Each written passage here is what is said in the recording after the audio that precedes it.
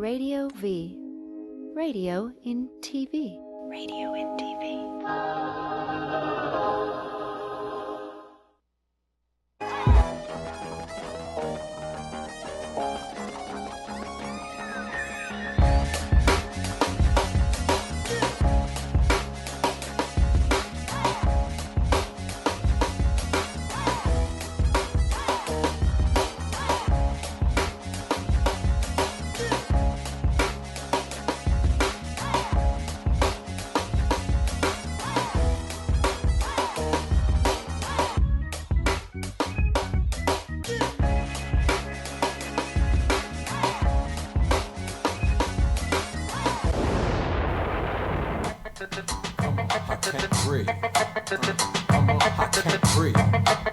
I got post-traumatic stress disorder, high blood pressure, a prescription for medical marijuana. I just quit smoking Newport, so now I eat twice as much as I used to and cuss niggas out for no reason. My woman always be bitching about me taking her out, but I'm broke. Only got enough money to eat and smoke. Hope my baby mama boyfriend don't ever put his hand on my kids. Cause if he do, I'm gonna play this shit on the way over to his house.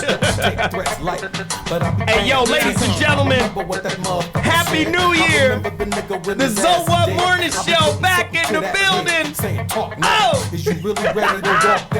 Hey, that's true. Listen, my homeboy Truth is putting together a new EP. In a couple of days, I'm gonna release the links so you guys can go get his EP. The EP is nuts, right? Crazy. This song right here is called PTSD, Post-Traumatic Stress Disorder. It's fire. Truth is going, hey, he gonna take y'all by surprise, man. Cold record, cold cat. So technically, this show technically is the final show of 2014. I know it's 2015 right now, but this is the final show in the series of shows that we had last year. Now, when y'all see next week's show, it's gonna look totally different. It's gonna be a whole different look, whole different get down, right? So let me do it like this. Community empowerment is what this show is about, especially in particular what we're talking about today. Community empowerment is paramount. This is gonna be nuts. So let me do this. You know, I like to promote all types of businesses and things of that nature, and it's important that we support. There's a brother, I think he's in New Jersey. He is a professional basketball skills development trainer, right? Now, Kobe Bryant just came out. I got two cats like this. Kobe Bryant just came out and was really critical of the AAU culture here in America. Hell, I'm critical of them. They've used and abused and misused my son too, right? What they do is blow the kid up without backing him up with the requisite skill set, right? And not only do they not have the skill set, they don't know how to teach young men whom they're farming from inner city neighborhoods. They don't know how to teach them how to transition into that life. There's no life coaches a part of the AAU.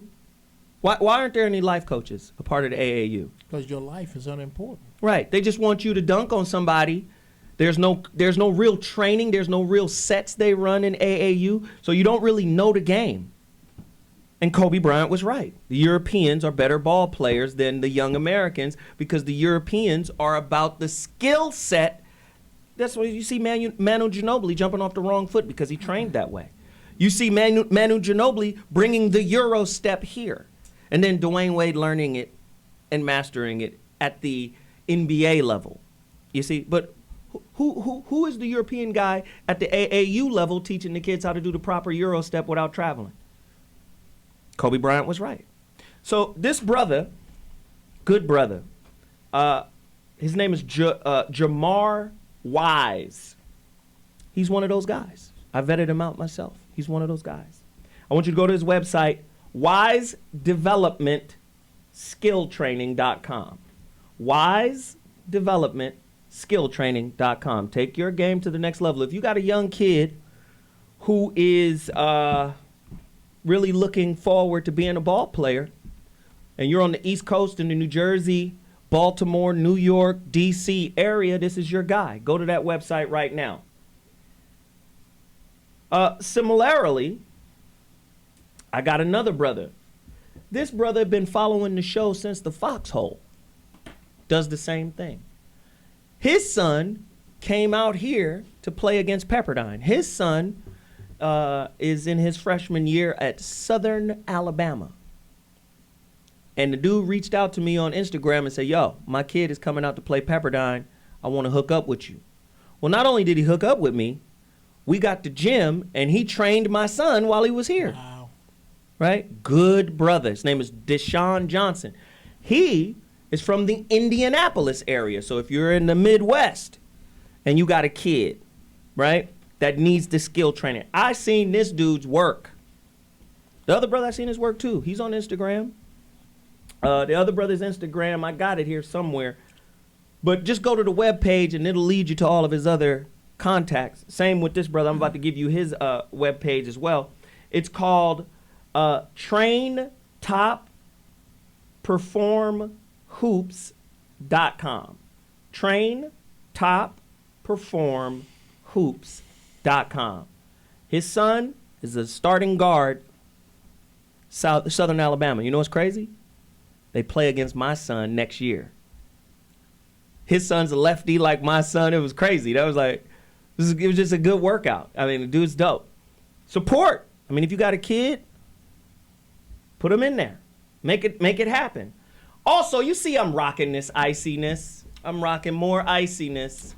Look at this. This is a nice little sweater with the the globe on it. Yes. All the continents, man. It's really nice. Oh, the shirt came with it, too. It's really nice. These guys are out of New York. They're called and it's really dope to it. Elephant, but it's Elephant, right? Look at their website. Pretty dope. Really nice tailored clothing. They got that classic J. Crew, Ralph Lauren, collegiate look. Very high-end stuff, man. They got a lot of celebrities and stuff wearing their things. Go to their website. Check them out, man. They're really, really dope. And I'll be supporting their movement. It's a black-owned business. You know, I like to support black-owned businesses because it's important that we recycle our dollars while there's still dollars to recycle. While Monopoly is still being played on a global level. Jesus Christ. Topic is going to be pretty nuts today and pretty serious. Of course, go to all our favorites. VeronicaConway.com. Go buy Black Mastery at VeronicaConway.com or BlackMastery.com. Go get the neurolinguistic program that's going to undo Willie Lynch. Ouch. Jesus. Go there now, please. You really gave a damn about your life, you'd go.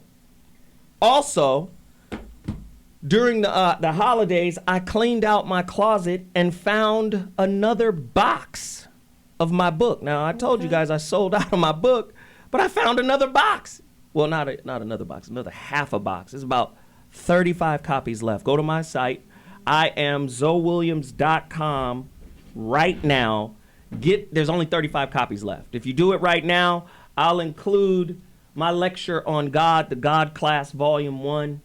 If you already have my book, you can get this lecture, digital download. You don't have to get a physical CD. You can get a digital download of it at CD Baby. Just look up the God Class Volume 1, Street Scholar. There it is right there. That's CD Baby. But if you buy my book right now, IamZoeWilliams.com, I'll throw it in for free. Also, continue to support the good homie, Dr. Mark Goulston. Just Listen Forward by Keith Ferrazzi. I love Dr. Goulston, man. A lot of people, wonder why he's on the show. He used to be a gimmick. The gimmick was, They don't listen to smart. Black people don't listen to other smart black people. No. It has to be validated by white people. They beat us up. So if we got Dr. G on the show going, damn, Zoe, that's intelligent, that's smart, then black people go, it must be smart. Massa said it's smart. Massa said it's smart. Right? And don't nobody care about what you saying, Jasper. Where Master at? What did Massa say about Massa it? said. I ain't gonna take no aspirin until Massa say the aspirin is good. You understand? Yeah. But if you really connect with Dr. G, you'll find that he's deep, intelligent, wise, compassionate, empathetic, all that. Empathetic or pathetic? Empathetic. Both. And not funny. But innovating, devastating, and dope on a single now. Right here, Real Influence. Mark Goulston, his other book. And don't forget, over the summer, or not summer, over the winter vacation, the last show, I asked people, if you want coaching from me, I would give it to you for free, a free consultation. I got over 200 emails, requests. I'm gonna do it again. Free consultation strategy session for coaching, life coaching, relationship coaching, business coaching, whatever help you need, I'm gonna give it to you for free. Go to my email, the free consultation, zowhatorders@gmail.com. Get at me right now. Buy the books, support the business. Of course, we got We Juice in the building. Yep. That's wejuice.com. Go support them right now. He gave me some business. What did he say here? What fans, you guys get a 20% discount on the recovery, on the immunity, on the energy. Just go to his website right now and type in, What. That immunity is ridiculous. Yeah, man. I got dibs on the immunity. Support. Now, we got to go, but when we come back, the topic is going to be absolutely retarded. Support what we doing. It might not be here forever. See you in a minute. Yeah. Hey, I don't fuck with them niggas. I'm on some other shit. They earthlings. I was born on the mothership. My mathematics is different. They on some dumber shit. I'm trying to wake niggas up. The government gave the banks the ability to loan out money that doesn't exist in the form of loans. When a bank gives you a mortgage, which literally means a death pledge or a loan, they don't actually give you money. They click a key on a computer and generate the fake money out of thin air. They don't actually have it in their bank vaults. Presently, the banks only have $4 billion on reserve, but they have loaned out over $1.5 trillion. To quote... Pay an income tax? Yes, I do. You do? Yeah. Have you ever seen a law that requires you to pay an income tax? Have I ever read it? You mean in the page, black and white? No, Yeah. no. So you pay the income tax, I assume? Of late. Well, actually, no, I didn't file last year, but... Okay. I'm sorry, is this on film? No, I paid my tax. My question to you is, have you ever seen a law that says you have to pay an income tax?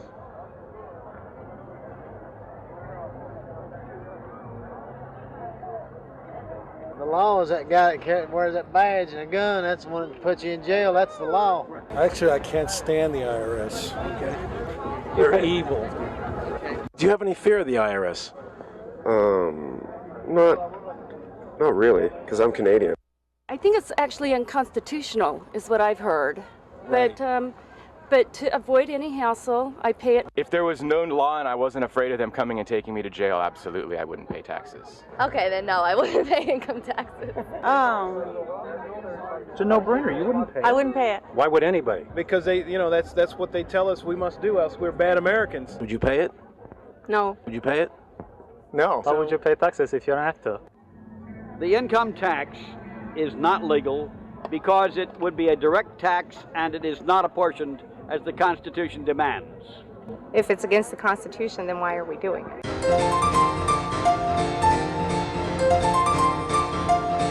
Speaking of the international banking cartel, how about the U.S. Federal Reserve? Where does the Fed stand? The Federal Reserve is a center of it. It's really one of the governing institutions. By the way, let me say, I write about this in my book, Surviving the Cataclysm, Your Guide Through the Greatest Financial Crisis in Human History.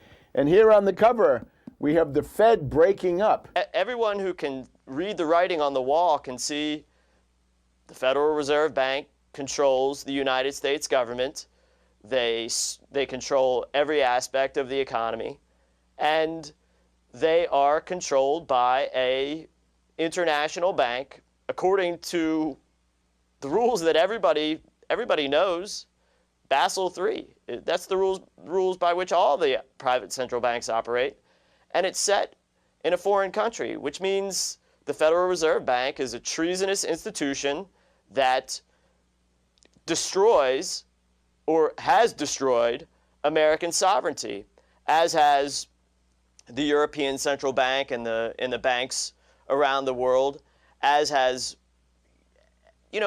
every nation where these Rothschild central banks operate out of. Hey, what's up? It's Tom Logan in the house, and you're tuned into T Radio V.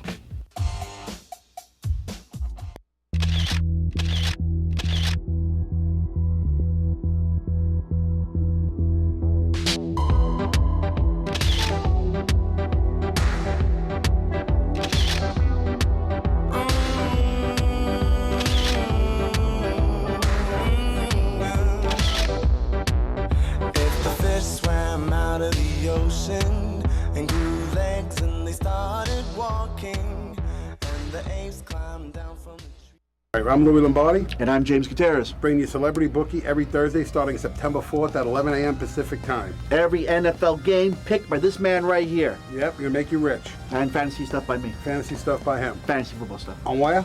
On True Radio. I think that's TV radio. No, it's T Radio V. T Radio V on radio .com. and TV. TVRadioV.com, I think, is what they want. Tune in. Radio and TV on the internet. It's a concept. It's the bit.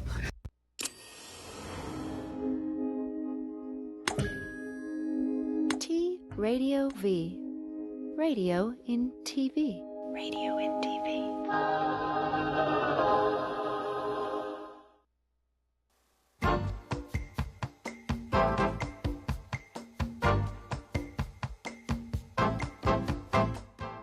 And one of the greatest tragedies in life is getting to the end of your life and looking back and realizing it was mediocre and it didn't have to be that way. The number one reason is people are unwilling to listen and care about what's important to the other person. But what if you could be someone who dared to care about everybody in your life? When you're in love, smoke gets in your eyes. But when you're anxious, you talk more than you listen. I asked my wife a month ago, I said, I don't know whether to have an affair or buy a motorcycle. And she said, if you have an affair, I'll kill you. If you get the motorcycle, you'll kill yourself, go with the bike.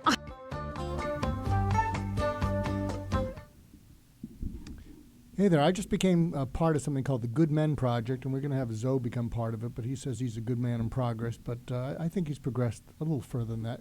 And here's an article that just went up called Why Many High Achievers Feel Unfulfilled. And we're going to be talking about money today, and I don't think we're addicted to money. I think we have what I call less later phobia, meaning we're addicted to getting more sooner. We don't even care what it is as long as it's more sooner. And money seems to be the way to get you more sooner, and you don't even care what it is, because a lot of times you'll buy something, you won't even try it on. And so we have a phobia about settling for less later. And in that article, why a lot of high achievers don't feel fulfilled, something that I've done a lot of things in my life, and one thing I did was house calls to dying patients at the end of their life, trying to help them find peace of mind. And I saw a couple high achievers who had hospitals named after them, and they were miserable, and it wasn't because they were dying. And I asked one person, why are you so miserable? And it's not because you're dying, what's going on? And he said, I don't think I've ever done anything important in my life. I said, you got to be kidding. A whole industry's named after you. And he looked at me and he smiled, and he said, hey, I got all the love that money can buy, and that's all it's worth. Wow. And don't con a con man, especially when he's dying. And so I contrast that, and this is in the article, I hope you'll check it out at the Good Men Project. With years ago, when I was a medical student, I was working at some nursing home doing cardiograms, and there was a guy, we'll call him Mr. Cohen, and he was there, and he was spry, he had energy, and I wondered what the heck he was doing there, because this place was depressing. I mean, people, in the corridors, just leaned over in their wheelchairs. And I said, what are you doing here? You have so much energy. And he said, well, my wife is 2 floors above me. I said, okay, well, you could have visited from the outside. What happened? Well, my wife had a stroke a few years ago, and I don't know that she recognizes me, but she might. And I said, well, why are you here? This is so depressing. And remember, I was about 30 years younger than I am now.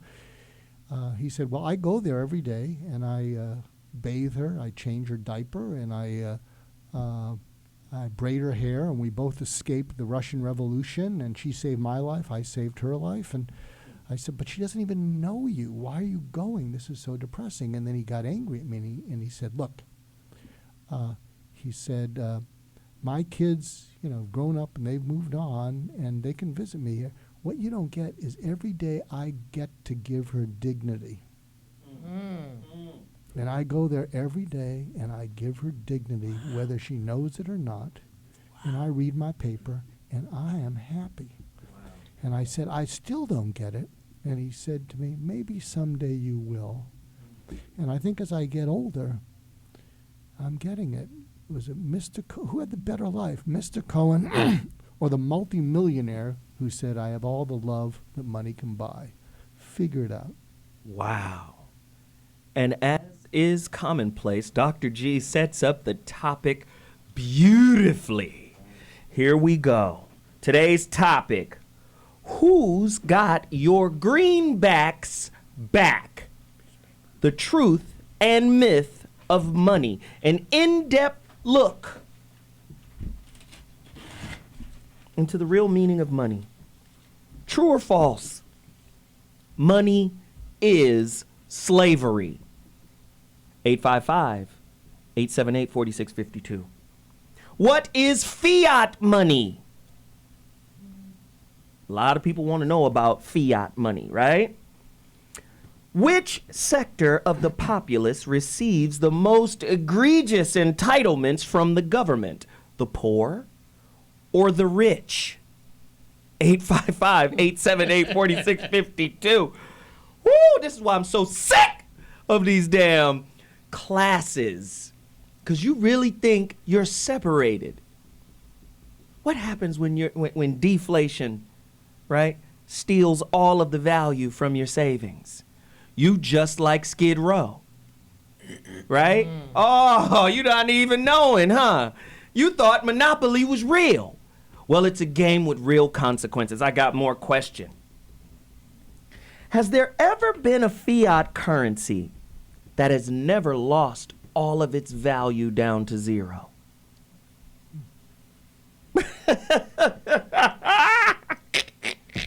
True or false? All the gold within Fort Knox belongs to the Federal Reserve as collateral for the national debt.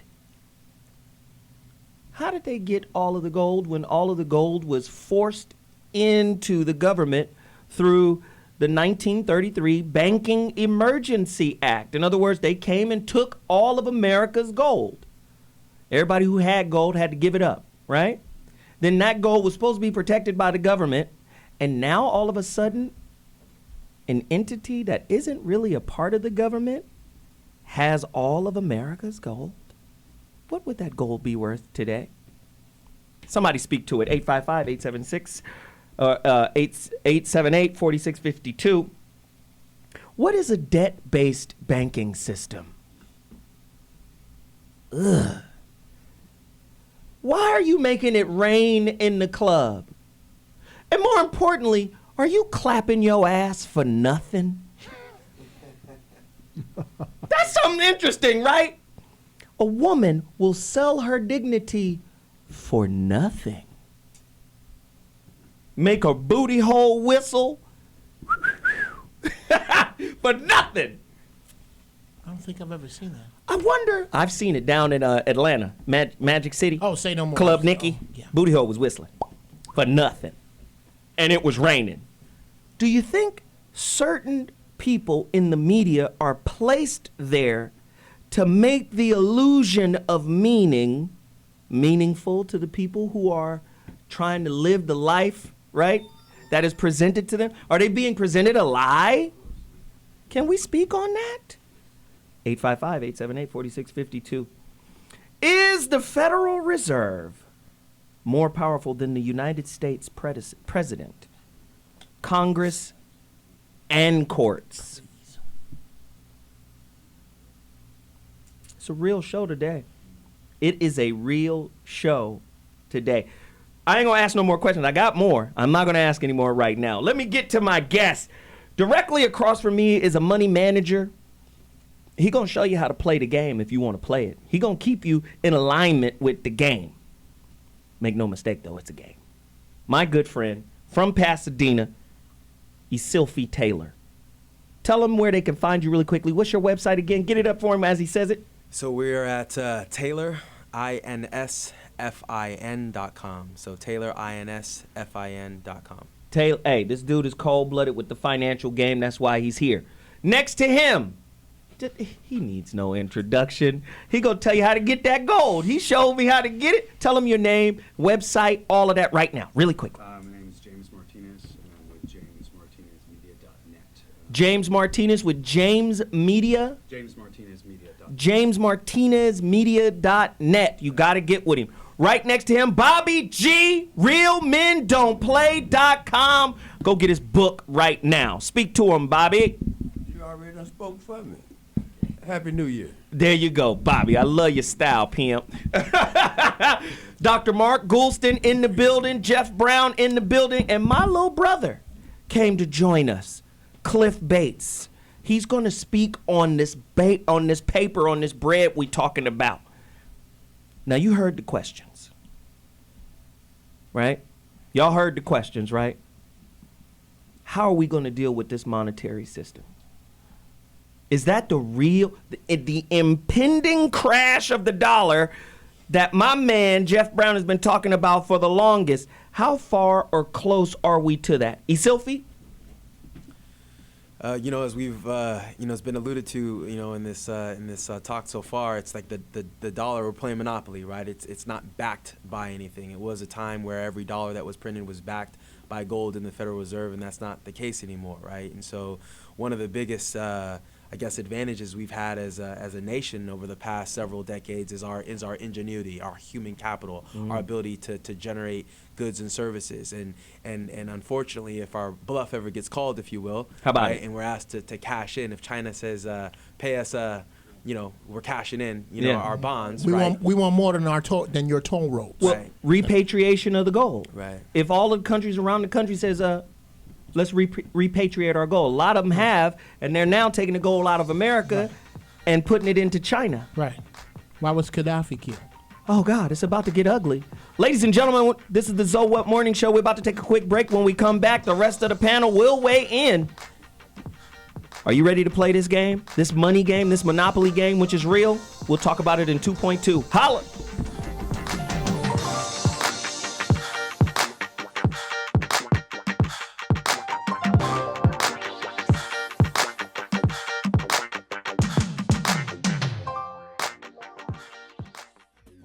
Yo, what's up, what's up? This is Too Short and you're watching T-Radio V.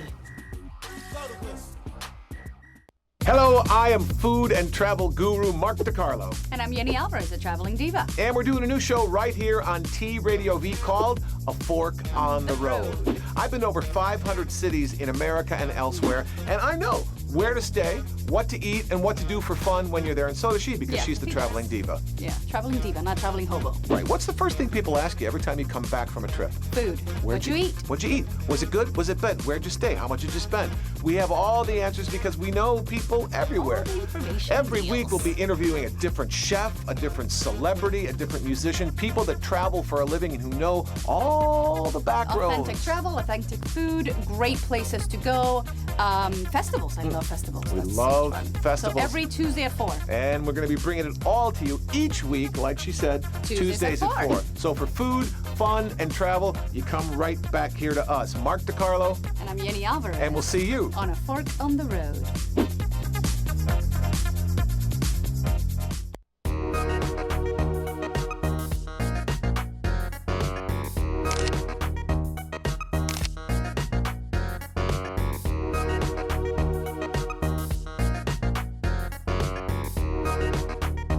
roulette, party time!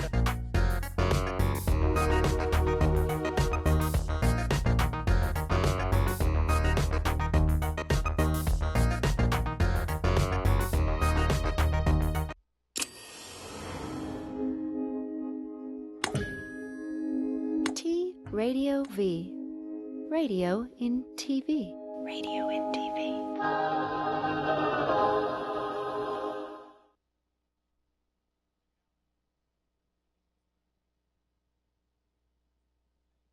A brief history of money. In the beginning was barter, and barter was goods. People swapped their goods with each other and could see exactly what they were getting. However, bartered goods are not very portable, and it's hard to get change. Also, the capacity to carry out barter transactions depends upon a coincidence of wants. If nobody wants a sheep today, no deal. So, around 14,000 years ago, a new, flexible, lightweight way of trading evolved. Nope, not Visa. People began to use money. Money is any means of carrying out transactions involving a medium of exchange. Money can be any clearly identifiable object that will be accepted as payment for goods or services. Money, in and of itself, is worth nothing and can be anything. It can be a shell, a coin, a piece of paper, but the value that people place on it has nothing to do with the physical value of the money object itself. In God we trust might be the motto on money, but at the Bureau, trust is something they take very seriously. From the minute anyone walks through the door, they are searched, scrutinized, and watched by vigilant state-of-the-art security systems. Each morning, as employees arrive for work at the imposing Bureau of Engraving and Printing factory, they must pass through special magnetometers that screen for any hidden weapons. Security is so severe that cameras of any kind are immediately confiscated at the door to prevent would-be counterfeiters from stealing secrets or anything else. Once inside, a complex identification and scanning system tracks employees' movements everywhere they go. Motion detectors and alarms are placed strategically in key locations to prevent unauthorized access. The building is broken up into very specific security zones so that only those who are authorized to be in a specific zone have access to that. Fortunately, he's wrong on both counts. It's not necessary at all. And there is precedent for this type of monetary policy. They tried it in Argentina. They tried it in Weimar Republic, Germany. They're trying it in Zimbabwe right now. I'm holding it in my hand, if you can see it, 100 billion Zimbabwe dollars. And if I spend this money quickly, I might be able to get a pack of chewing gum. The government is leading us down the road of monetary ruin. Nobody's savings are safe now. They're all going to go down the drain because we're going to have massive inflation. Well, it's going to go lower now. There may be a rally coming because right now there's so many bears on the dollar, including me, that usually leads to a rally. But I plan to sell that rally. No, the dollar's in serious trouble. Why? Well, mainly because we have a horrible balance of trade surplus, and we're the largest debtor nation in the world, and we've got a central bank. You know, we got a man running the central bank who wants to drive the dollar down, is driving the dollar down. He's printing money as fast as he can to save his friends on Wall Street. You've got to get out of the dollar, Maria. Yes. It's not going to be a good place to be. A lot of people don't understand what this means. So we have to clarify. What is the difference between, say, currency and money? And why is the dollar losing its value? Can we get into that, James? Sure. The dollar's losing its value because of many different things. One, it was designed to. Two, When you say it was designed to lose its value, what does that mean? Fiat system, it never works. It always fails. Same But thing with the what's car. not discussed, and it's never discussed on television or any media, as far as I know, other than people I know, is the effect of technology on money. And that is never discussed by the banks. It's never even understood, and that's the hypothecation of money, which means when you have computers interfacing with mediums of exchange, you're moving at light speed. When you're moving at light speed, it changes the structure of money. Say more. We need more. So that Yes. means instantaneousness all the time, financially. Mhm. You go out, he mentioned something really important. Because of the now issue, that's available to do because of light speed communications. And when the banks began structuring, the computers came out, the debt started to be building and building and building because of the hypothecation of debt Hmm. at light speed communication all over the world. Hmm. So that's a part of it. But I want to bring this up because you had Aaron Russo in some of the clips there. He's a good friend of mine. Yeah. When I was in radio, I was reporting to him and giving him court documents about how I was beating all the credit card companies and basically proving them that, you know, you didn't loan any money here. Nobody understands your contracts. Nothing. And I beat the banks at hundreds of millions of dollars, and I did it publicly. Because I knew the overall plan of the banking system was to take down the United States and to restructure into something new. However, I don't want to take up everybody's situation here, but I have an answer to the global restructuring settlements that came to me via email, because I've been in contact with people that are in charge of it for a long time while I was in radio. One of the biggest whistleblowers that people should look into when they're looking into the money is a gentleman by the name of Christopher Story. He died a couple years ago. He's probably the biggest whistleblower in the financial community in the world. And his business associate was a gentleman by the name of Michael Cottrell. And Michael Cottrell is handled by a law firm in Pasadena, and he is involved in the global resettlement program, which means what comes after this big mess that we have to deal with. How are we cleaning up this mess? The G8 and the G20 have been meeting to determine what they're going to do. But we haven't been on it, and I can tell you one thing right now, that the decisions that they're making are not sound, because there's other technology that's going to interfere with even gold-backed currencies like cold fusion. Right. So they haven't thought that through at all. Right. In fact, I'll tell you, and I said I would come here because to give you something that nobody's had, because it's just occurred. I've just returned from South Dakota, where I was invited to meet with the Council of Seven Lights, which is the original Lakota people of the American Indians. And they're changing their banking structure, and they're also, I was asked to come in there and tell them about the cold fusion issue, which has been stuffed down, classified. Now it's all public, of about a way to enact power effortlessly, free energy forever, and what that's going to do to the financial world. That's the big story behind the scenes. G8 and G20 and all the restructuring that they're doing, and whether the dollar's going to collapse or not, and if it's backed by gold and all this. This is all coming down now, and at the appropriate time, I'll read you the letter that Michael Cottrell was involved with, that was written in 2011, sent to the Swiss Embassy in Washington, D.C., about the global resettlements and why, since 2008, since this entire time, nothing's been fixed. Two people went to jail? That's it? Wow. But you look on Drudge Report right now, what Interpol is doing, and all the busts of the sex rings, which are all banking. It's all bank financed and all covered up by, they pay for it. Wow. Wherever there's banking on a very high level, there's always pedophilia and child trafficking. That's it. Uh-oh. I hate to tell you that, but that's the truth. That's the ugly, real truth. Wow. So if you look on Drudge right now, this is a response to this letter that I will read at the appropriate time when you want me to. When it was sent to me, because I didn't know I was coming on, I was like, because this just showed up because I spoke to him yesterday. His name is Michael Cottrell. He's involved with the global resettlement situation, which is this, you're hearing and reading about the global reset, global reset of the currencies. Right. Well, it's easier said than done. Wait, when you have trillions, it's beyond trillions of derivatives, fake debt, which doesn't even exist, but they're saying it does exist, and you have to pay us because we own everything, we own all the guns, we own everything, and you're going to do what we say because we're the Rothschilds. Let me just say this, because that's so heavy. Listen, the global reset of the currency, just the concept of that alone, the global reset of the currency is a heavy concept to kind of swallow. Think of it this way, and we always use this analogy. If the world is sick, what are black people? We got AIDS. We got AIDS. The world got the world got a cold, right? So I look at us and I see the rat race we're on, that we run.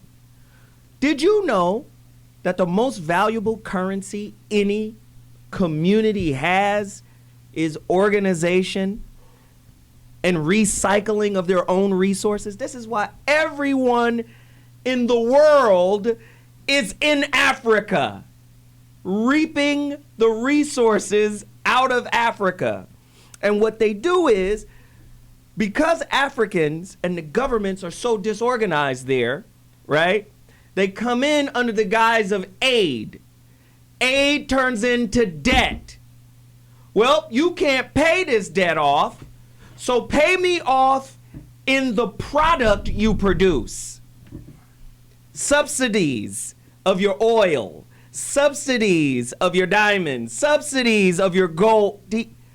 So you're giving it to us, pennies on the dollar. We take it out of your country, $1,300 an ounce.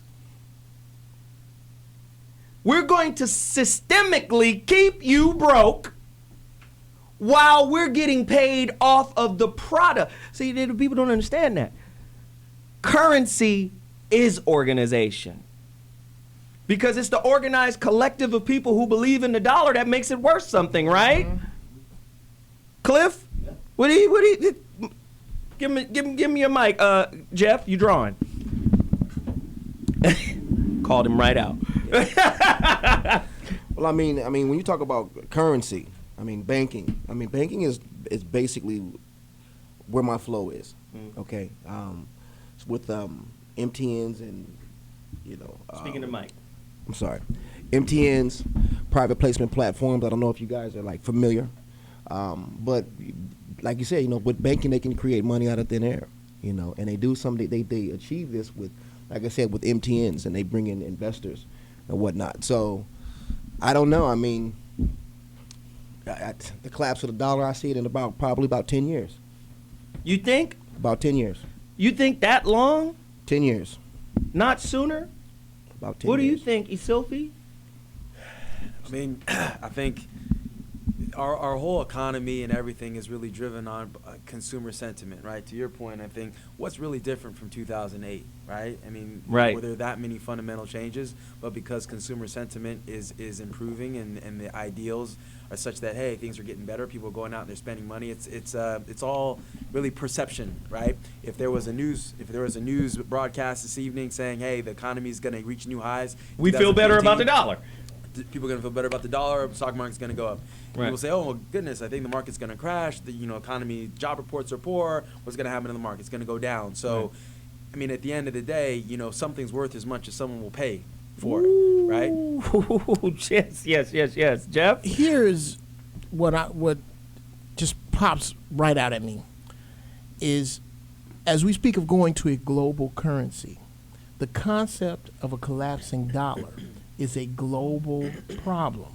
So I think that people who are above money, people who don't even spend it, don't even touch it, have gotten together in a meeting and said, the dollar's going to collapse. We can't stop it, but we're going to hold it up. We're going to prop it up until we can control what the hell happens once it does. Once we are sure we got our troops in place and we got enough caskets and we got enough mass graves, then we will collapse the dollar. Wow. Because the dollar's already dead. Bobby? Yeah. They can call it the dollar, holler, follow, whatever. It's still going to come down to perception. And right about now, China is emerging. We've talked about that on previous shows. And what it comes down to is the real resources are the natural resources. And the sun and the wind is going to play in what becomes valuable and not becomes valuable. Yeah. The way we produce food. The core necessities of life will always govern what's valuable. So we can call it the dollar, or we can call it the yen, or whatever. It's whoever controls the natural resources are going to be in the front seat. Well, I'm going to tell you right now, before we take this break, I got to hit you with this question. I want you to tweet this question, retweet this question, everybody who's listening, tweet this question.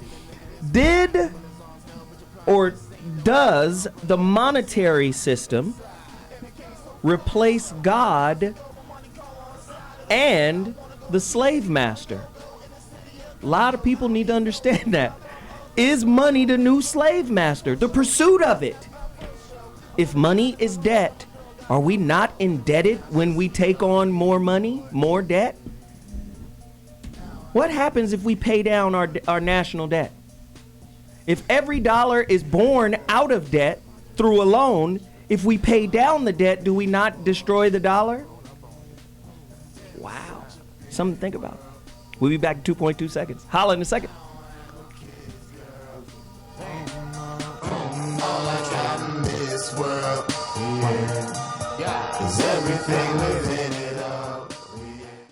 Hey, I'm Dean Kane, and you are watching T Radio V.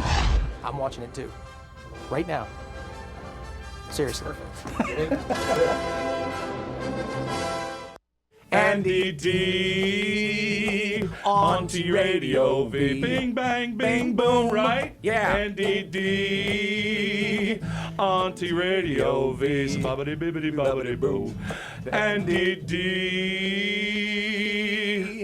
on T Radio V.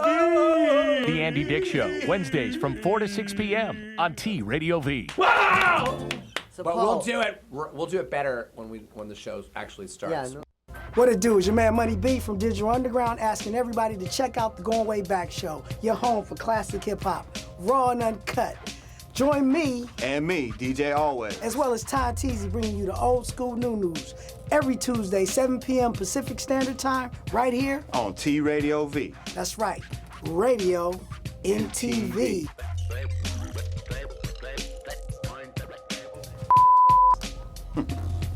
T Radio V. I found the greatest invention this week.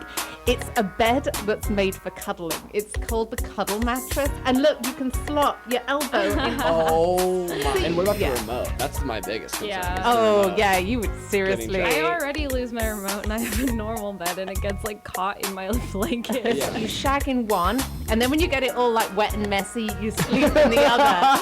And that's kind of what you need in life. You need like a bed to shag in and a bed to sleep in. It's the Suicide Girls, Thursday, 6 p.m. on T Radio V.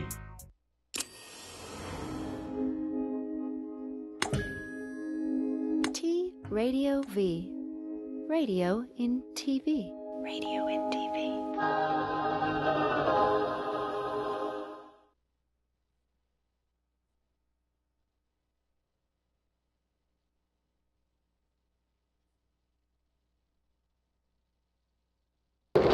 According to some, it's about protecting civilians. We must not tolerate this regime using military force against its own people. Others say it's about oil. The only reason they're interested with Libya is about the oil. You think we'd be in Iraq if the major export there was broccoli? But some are convinced intervention in Libya is all about currency, specifically Gaddafi's plan to introduce the gold dinar, a single African currency made from gold, a true sharing of the wealth. It's one of these things that you have to plan almost in secret, because as soon as you say you're going to change over from the dollar to something else, you're going to be targeted. There were two conferences on this. One in 96 and another one in the year 2000, called the World Mataba Conference, organized by Gaddafi. And everybody was interested, and I think most countries in Africa were keen. Gaddafi didn't give up. In the months leading up to the military intervention, he called on African and Muslim nations to join together to create this new currency that would rival the dollar and euro. They would sell oil and other resources around the world only for gold dinars. It's an idea that would shift the economic balance of the world. Countries' wealth would depend on how much gold they have, not how many dollars they trade. And Libya has 144 tons of gold. The UK has double that, but 10 times the population. If Gaddafi had an intent to try to reprice his oil or whatever else the country was selling in the global markets and accept something else as a currency, or maybe launch a gold dinar currency, any move such as that would certainly not be welcomed by the power elite today who are responsible for controlling the world's central banks. So yes, that would certainly be something that would cause his immediate dismissal and the need for other reasons to be brought forth for removing him from power. Keep in mind, the price of gold really doesn't go up or move. It has historical value. It is extremely consistent. So instead of seeing this as the price of gold going up, you need to see this as the value of the dollar dropping like a rock. The price of gold has been flying right now. It has recently been as high as $1,030 an ounce, all the way down to $870 an ounce. And what I find most interesting is if you were to buy a brand new Corvette convertible in 2008, it would cost roughly $55,000. So in gold, that'd be roughly 60 ounces of gold at the spot price of $930 per ounce. So at the time when gold was $930, you could basically take 60 1-ounce gold coins, cash them in, and buy that very same car. Inversely, if you remove inflation and the devaluation of the dollar, as if the U.S. currency was still attached to the gold standard, as it was originally intended when this country was founded, that same car being bought with the same 60 ounces of gold would have a gold standard value of only $1,200, or the same 60 $20 1-ounce double E. The elite Federal Reserve bankers managed to slowly decouple the nation's currency from the gold and silver backing required by the Constitution. In 1971, the Fed cartel finally got Richard M. Nixon to disconnect the last vestiges of gold from money on the pretense that the British and French were redeeming too many of their Federal Reserve notes for gold, something people and countries are supposed to do when Congress and bankers print up too many Federal Reserve notes. But when you went off the gold standard, finally, when we cut it loose in 1971, when I was in Nixon's White House, and the reason we did, we went off the gold standard totally. Listen, was that all these dollars... I've been telling folk for a long time. Money is the real religion of the world. Money is the real belief system here. It requires our faith in it. Right? It is the real belief system. And if you go to jail, money will set you free. And but we got to know the difference between money and currency. J.P. Morgan, who was it? J.P. Morgan? It was J.P. Morgan, right? J.P. Morgan was the one who said, give me control, right, of the nation's monetary system, and I care not who its president is. I care not who the government is, I run it because I'm in control of the monetary system, right? Not only that, I think J.P. Morgan also said, gold is money. Everything else is credit. Wow. But what I'm trying to get to in this show is to show the lengths we will go to get it. You talking about debasing a currency, we're debasing humanity in pursuit of something that is inherently worthless. Look at the effects that money has on relationships. 75% of all marriages end over money issues, not cheating. Gabrielle Union gonna stay with Dwayne Wade even though they broke up for 4 weeks, and in that 4-week period, he fucked another girl without a condom and had a baby. He's Dwayne Wade, 2-time champion, Miami Heat, balling. You know you a black actress, and only 2% of all African American actors are actually working. The other 98% are auditioning. So if you get a chance to hook Dwayne Wade and he's on his second contract, you know that's what the players play for. Oh, I made it to the league. Now she ain't got to worry about Bad Boy 6. Look, I made it to the league. My 3-year deal. I got to bust my ass on this 3-year deal because that's my rookie contract. Now, if I play hard as hell and make it to that second deal, that's the max out deal. That's the 7-year, 120, 140 million max out. I got to make it to the max out deal. She ain't gonna never make that kind of money in Hollywood. Angela Bassett ain't got that kind of money. So I'm gonna keep him, and cheating is okay. Because what am I gonna do? What role am I? When was the last time I was in a major TV show or movie or whatever?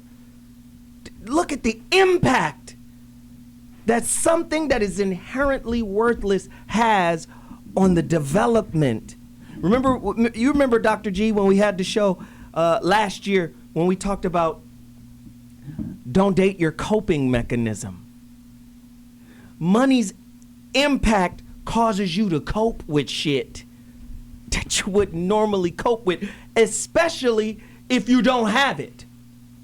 Money's impact will make you leave someone who is good for you because they don't have something that is inherently meaningless. The disease of witchcraft. Speak to us, man. Talk to us, everybody. I call that the disease of witchcraft. Wow. All Hey, those elements. listen, we got somebody on the line right now. Miles from Illinois, speak to us. The phone lines are open, 855-878-4652. Miles, speak to us. Hey, how you doing, Zoe? I'm calling in. I wanted to ask on a question. I seen you was playing a clip about Muammar Gaddafi, and I wanted to know, okay, if I understand some of my information probably be twisted or distorted, if you can just clarify that for me. I wanted to know, I'm under the assumption that Gaddafi was about to change the dollar and make it as worthless as it already is. But I was watching Fahrenheit 9/11, and when the attacks on the World Trade Center, I could see that a whole lot of companies that actually run America actually benefited off that. And then a lot of the people that President Bush at the time appointed to take control over Afghanistan and Iraq were allies with the people in that company. So how can the dollar actually be, drained if, we're the largest in weapon manufacturing? So let me. So Miles. Let me going after that money. Miles, let me help you out with this. The American dollar is the global standard for currency. Every country have dollars in circulation in their country. You can buy and sell stuff with dollars all over the world. It is the global currency. Now, in 2008, it almost lost that designation because of the crash and then the bailouts. Remember this.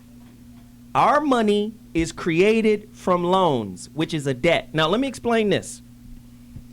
When I was in the music industry as an A&R person, I saw the hustle that happens to artists. This is the trickery that goes on with finances. If Isilfi is this new rapper, and I say, Isilfi, I got a $300,000 deal for you. Let's go make this record together. Isilfi says, I have no bread. $300,000 sounds delicious. Here you go. He signs it. He got the record deal. But guess what? He doesn't get a nickel back until he pays me everything I've given him. But on top of that, I purchased his masters with a loan. I own his masters with a loan. Do you see? This is part of the money game hustle that goes on. So when we talk about what happened in Libya with Gaddafi, Gaddafi was about to bring something into existence that's already existed, gold. Gold, as you saw in the last video, keeps its wealth. The dollar doesn't. How much is a dollar worth today? I mean, well, to your point. 5.7 cents. Because the dollar, though, is the standard, the global standard. A dollar, and to clarify, the dollar isn't worthless today. The dollar has value today. The problem is you don't want to be the last one holding it when the bluff gets called, right? And that's and in banking terms, they call that the run on the bank, right? Right. If everybody says let's turn our dollars in, which countries are doing now, Russia, turn in the dollars. China, turn in the dollars. India, turn in the everybody's turning in the dollars. The dollars is basically just an IOU. Woo. Right? Listen, we got to go. Quick break. We'll come right back with more questions. Thanks, Miles. The Tariff Act of 1930 that said that we're not allowed to accept prison labor produced goods, imported into the country. Hey, what's up? I am Scott. And I am Ken. We are not the Chemical Brothers, but we are the Crystal Method. And you are watching T Radio V. All right, serious business. Okay, here. ready, guys? Serious business. Radio voice, everybody. Okay, here we go.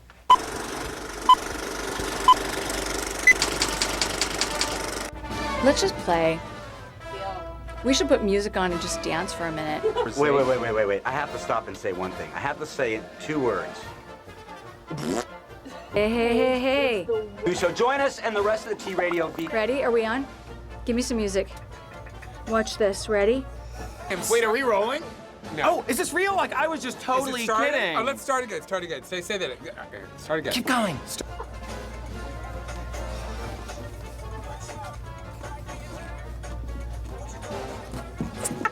could do real jazz.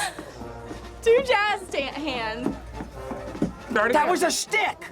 I was doing a shtick. Well, the hair is blonde, it's dye. Just because you don't have any hair and he doesn't have any hair and I have all this fake hair. Start again. Fine. How's the hair and the... I feel like I'm in a puzzle. Any show you can have, I can have better. Any show you can have, I can have better. Are we filming all this? Yep. That's awesome. This is the good stuff. You're short and you know it. I know it was a lot of hodgepodge, but that's good, right? Yeah, hodgepodge is good to cut. Let's do the intro one more time. Menopause. What's up, y'all? It's E. Don. And I'm Diva Pink. And we are the hosts of the Real Talk Show that airs every Tuesday. You so serious? Real life, real topics, real subjects. Shop Talk, Diva Pink. Real Yes. people. Taking over. Your What y'all homie Don think? Juan providing the vibe. Oh yeah, he does every week. Oh man, we What's need up, y'all Don to tune Juan? in every Tuesday, 6 p.m. to 7. T Radio V. Radio and TV. It is radio. Radio and TV. You're crazy. Let's do another one.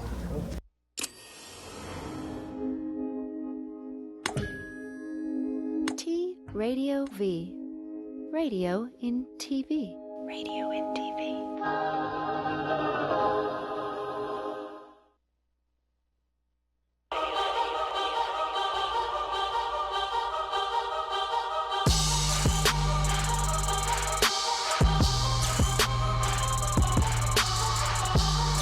Oh my God, how he has a rap career is beyond me.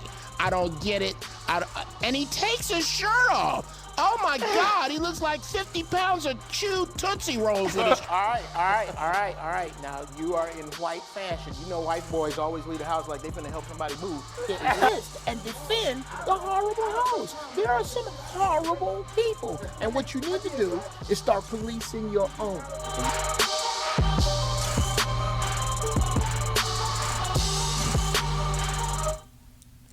Welcome back to 2015. When I say back, think about what we're talking about today, because if this crazy shit takes place, we will go back. We will go back to damn near the bow and arrow, ladies and gentlemen. What you're going to have to do is think about your natural resources, because that's all that you can control. You can't control shit about what we're talking about. Nothing. None of you under the sound of my voice, except for those of you who are monitoring this show to check out what we're talking about. You know who you talking. You know who I'm talking to. You elitists out there, the secret societies that listen to this show. By the way, fuck all you guys. Wow. And at this point, as we speak, black people, the only natural resources that you own are Earth, Wind, and Fire albums. You really need to get your shit together. Get your bartering together. Start your plan for when the rest of the world abandons the dollar. Sisters, those of you who measured brothers by the cars they drive, what will you measure your man by when the dollar collapses? Black men, black rappers, stop taking pictures with worthless paper. Footnote: people with real money never take pictures next to it. That's enough. I'm done. That was a quick one, but it hit hard. It hit hard. In the words of my Uncle James, you ain't got to fuck all night if your dick long. Oh. Listen. Whatever happened to the Amero? Is the Amero the next global currency? Does anybody even know what the Amero is? I thought that was a car from Chrysler. Hey, what about bit currency? Has anybody ever heard of the Bitcoin? Is that like a new currency? Like, what are we doing? What's happening with that? You know, one of the issues, though, with the collapse of the dollar is because if you look at it, the United States are the largest consumers by far of the world's and we're the goods largest services. consumers in it. So part of the issue is that if someone strategically tried to collapse the dollar and in turn collapse the United States, it would invariably affect their own well-being also. So to your point, I mean, it has to be. It would be done, repercussions all over the right, globe. Yeah, right. because it's a global economy now. Exactly. Globalization is the term. But you think these mass graves and all this shit, they are ramping up because the dollar's an agreement. Basically, we agree that a $20 bill is too much to pay for a paperclip and not enough to pay for a house. It's an agreement we all have. They're treading water until they will officially, they're the ones that are going to break this agreement. That regular people don't decide whether a dollar is worthless or not. We go by what they say. So they're going to look, this dollar ain't shit. This dollar really ain't shit, y'all. But if we let all these people know this dollar ain't shit, we ain't going to be able to control what's going to go down. Is it too far-fetched to think that maybe money, the dollar, right, our currency, our greenbacks, they're playing the game. The game is real to us, right? Mm-hmm. But they don't, what do they use for currency? Do you understand what I'm saying? Like, I'm going to leave the money to the peon. Thank you. Now understand chess, right? Pawn, right? Once you have the pawn as a start game, then you have the middle game, then you have end game. If the pawn is skillful enough to make it to the other side of the board, he can become whatever piece he wants to be, right? Correct? Chess guys, right? Yes. Okay. What are those people called when they've made it in our society? Well, first, Michael Jordan, number one, champion. Mm-hmm. The root word of champion is peon, which is pawn. Right. Do you understand? Like, we're playing a game that has real consequences for us, but not for them. Do you understand? They get, I got you, Bobby. They get to put us in the game and control the rules of the game. Because guess what? When an economy collapses, yes, it's a travesty. It's a catastrophe. It's terrible, right? Right? But not for everyone. What it is a tremendous transference of wealth. And who benefits when that happens? James? The few. Speak on it. The few. So, I talked about the global Then reset. Bobby Glanton. Yeah, Sorry. I talked about the global reset and the fact that behind the scenes, the G8 and the G20 are getting ready to figure out a way to fix the issue. Now, what I'm going to read for you is a letter that was drafted by the attorney of a gentleman by the name of Michael Cottrell. He is one of the U.S. representatives in charge of fixing this mess for the United States. And then I'll follow it with the email. What's on his door? Follow it with an email that was sent to me regarding this. Dear Mr. Ambassador, this was went to the Swiss ambassador in Washington, D.C. I'm counsel for Michael C. Cottrell, president and majority shareholder of Pennsylvania Investments and Cottrell Securities Limited. He is on the Basel list for payment, as he will be in charge of the U.S. dollar refunding project. I'm also counsel for the plaintiffs in the matter of Colonel David versus Christopher Cox, recipient of substantial monies which are to be paid out in conjunction with the completion of the World Global Settlements, as well as others involved in the World Global Settlements. I am writing to you directly to solicit your assistance and cooperation in expediting the completion of the World Global Settlements. I am specifically requesting the aid of your good offices in coordinating this request for help with the delegation currently visiting the White House in conjunction for the World Global Settlements. Mr. Cottrell and I personally have been advised repeatedly, day by day and week by week for the past several months, that distribution of the funds as set forth by Basel list would occur momentarily or within a few days at most. In the recent 10 days, these representations have been repeated on essentially a daily basis. None of these representatives have been accurate, and no funds have been received to date. This was written in 2011 when they're trying to fix the economy. All the countries are involved. Yeah. Because they know that America and the Federal Reserve screwed the world, and they're trying to fix it peacefully, okay? Now, this gentleman, Michael Cottrell, who I've known for quite some time, is a good friend of mine, sent me this for you, Zoe, today. This has been sent out in-house to some countries all over the world, some attorneys as well. It says the following: James, I had my attorney send out this last weekend. It caused more than a few arrests among the rats. These were referring to Interpol arresting people associated with international bank finance and fraud. Please distribute this as widely as possible. This is an affidavit. So that means it can be used in court, and he can be used, everything as an affidavit, as a statement of truth in court, so he means what he says and says what he means.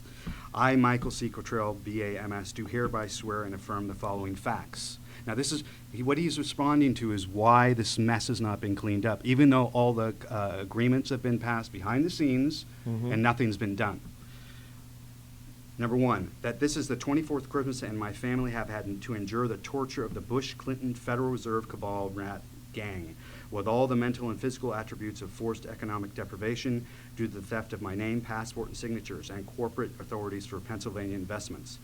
Number two, that the effective loss of the operational authorities of Delmar Timber Trust and the above referenced companies were stolen by a group that under the direct or indirect control of the G.H.W. Bush Sr., AC 2001, and the Continental Bank of Illinois, Richard B. Cheney, George W. Bush, Barack Obama, and Neil Bush, Jeb Bush, Jefferson Clinton and Hillary Clinton, Secretary of Treasury, Paul O'Neill, Secretary Henry Paulson, and Secretary of Treasury Levy. That written notes were submitted for redress to the White House, the United States Treasury, and Her Majesty Queen Elizabeth II, and to His Royal Highness the Duke of Edinburgh, to no avail. Since December 31st, 2010, upon the failed attempts by the G7 and G20 to implement the new transparent banking system, that means legal, sound law, partially or wholly based on data submitted by Michael Cottrell, MS, and Christopher Story, who's dead, to Her Royal Majesty Queen Elizabeth and the Duke of Edinburgh via Mr. Christopher Story and attorney Clifton Hodges, who's based in Pasadena. The members of the G8 and the People's Republic of China have taken a different tack to eliminate the above-mentioned Bush-Clinton Federal Reserve rat cabal and the cabal fiat and derivative system that has been destroying the world's economy. It continues, that on or about 21st of March, 2013, approximately 200 plus countries signed a gold treaty that designated the loan en masse that would satisfy the Basel III list and eliminate the fiat and derivative system once and for all, which would include the specific name and placement of Michael C. Cottrell as part of the implementation. That during the August 2013 G20 meeting, a further set of agreements were signed between those treaty members, including the People's Republic of China and the Russian Federation, to include additional steps that may be necessary to ensure the complete implementation of said gold treaty. Now, you understand what's going on with Russia and the economy. Yeah. That during the aforementioned time period, an intense effort was taken by the Bush-Clinton Federal Reserve's fiat system to delay or destroy the implementation of said treaty that included bribery, extortion, murder, attempted murder, and theft by conversion and fraud by deception. Number 8, that this delay operation has recently included the extensive lies and deception by those members of the United States Treasury regarding the payment of funds to Michael C. Cottrell and others. However, these payments have been supposed funding of accounts with Wells Fargo Bank, but no access to said funds. Okay, Want me to keep going? wait, hold on. This is somebody. Listen. This is a heavy situation that's going on here. I told you.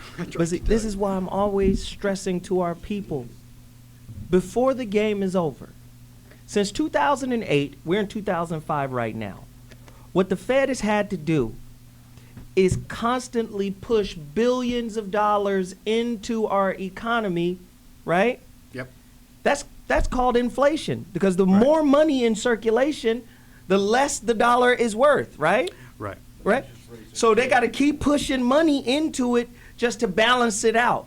Right. But in 2015, they're going to cut back. So when you stop creating money, what happens? Deflation. Yep.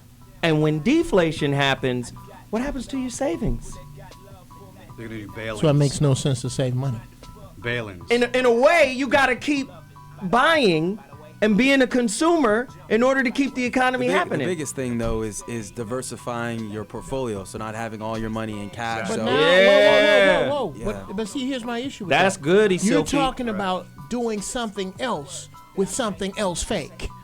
It's what it sounds No, like. no. Again, diversification can be equities, stocks, bonds, mutual funds, real estate, Real hard estate. assets. Okay, hard right? assets. Business interest. But again, silver, right? That's Gold. commodities, right? Yeah. And so there's a variety of ways. But again, money is worth something today.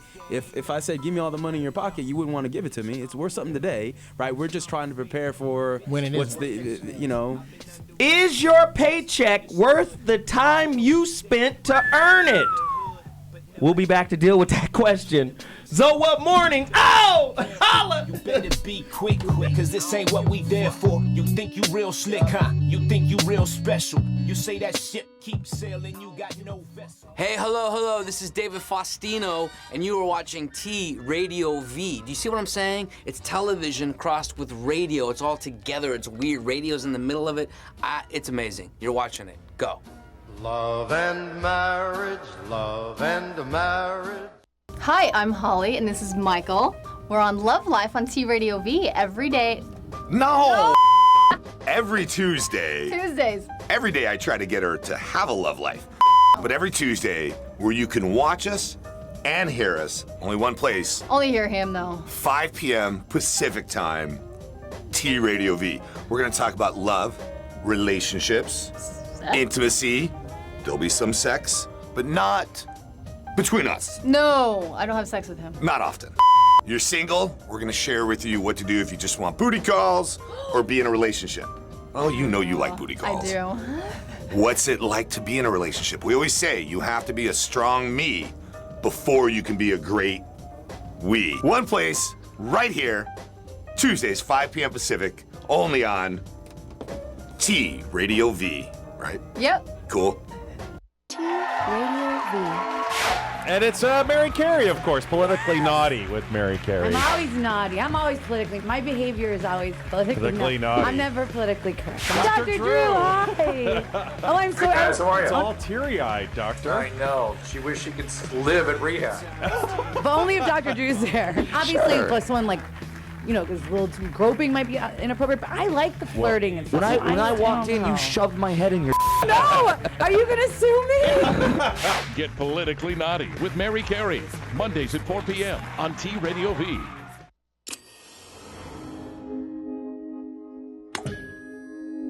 T Radio V. Radio in TV. Radio in TV.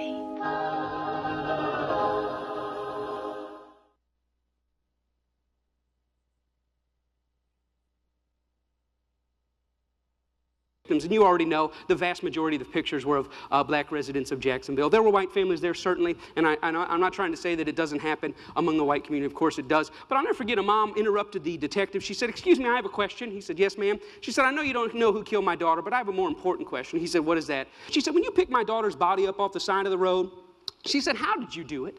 He said, "What do you mean, how did I do it?" She said, "Well, did you pick her up? And did you set her on the gurney? And did you zip her up in the bag? And did you slide her in the back of the van? And did you shut the doors gently?" She said, "Or did you just pick her up, slam her down, zip her up, and put it in?" She says, "I want to know how you treated my daughter's body when you picked it up off the ground." She said, "Did you treat it like you would treat a white man's daughter?" That's a very interesting question. As though a mother doesn't have enough to deal with, she also has to wonder that when the people working the crime did it, did they work it as somebody's personal, precious life was solved? Or is it just another dead black kid on the street? Another mother popped up. She said, "Yeah, I know you don't have the answer to who killed my son." He says, "Ma'am, you know I would call you if I had it. I want to call you." She said, "I know I don't need a phone call." She said, "But I do need to know that you pay attention to it. And I do need to know that my son's death matters." And here's why. Because she sees the files on her desk and on his desk in her mind. And she sees the stacks in her mind of dead black kids. And she sees the stacks of little white kids. And she just wants to make sure that in the common thing that happens all the time, that her son's life is just as precious as everyone else's. Black murder is normal. I mean, when I talk about it, none of you are really shocked. The most you can say is, "Well, I didn't know it was that bad," which brings up the real question about palatability. Are we comfortable with it being like this? Are we comfortable? I'm 41 years old. Are we comfortable with living in a nation where this goes on? Well, if we're not comfortable, if we're not okay, are we appalled and outraged? And when I say we, I mean we. Are we appalled and outraged? That's the question. There are certainly people all over the country doing something about it, but when I discovered that them doing something about it is totally different than we doing something about it. Black folk in America are playing in a real-life Monopoly game that you're totally ill-prepared to play and win.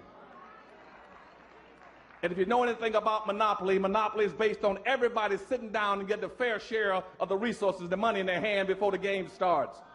Black folk, you can't play because you never got your 40 acres and a mule. You're sitting and playing a game that you're not going to win.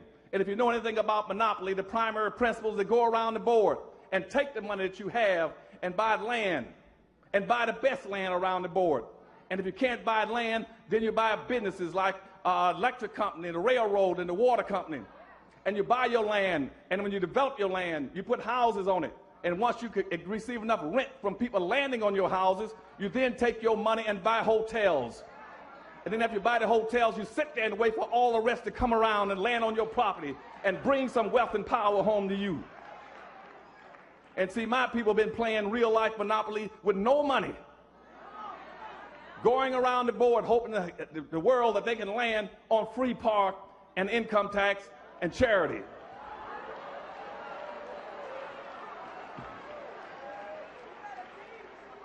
And you play that kind of a game in real life monopoly, sooner or later you're going to land on the wrong property.